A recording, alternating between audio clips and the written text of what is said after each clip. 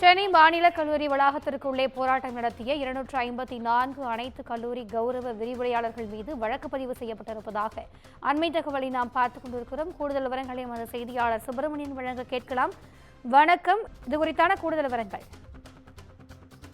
மாநில கல்லூரி வளாகத்திற்குள் போராட்டம் நடத்திய 254 அனைத்து கல்லூரி கௌரவ விரிவுரையாளர்கள் மீது போலீசார் வழக்கு பதிவு செய்திருக்கிறார்கள்.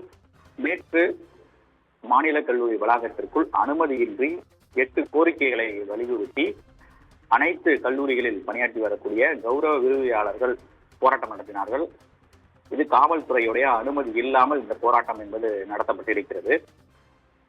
இது தொடர்பாக அண்ணாசதுக்கம் போலீசார் 254 கௌரவ விரிவுரையாளர்கள் மீது வழக்கு பதிவு செய்யப்பட்டிருக்கிறது. மாநகர காவல் சட்டத்தின் கீழ் அண்ணாசதுக்கம் போலீசார் இந்த வழக்கை பதிவு செய்திருக்கிறார்கள்.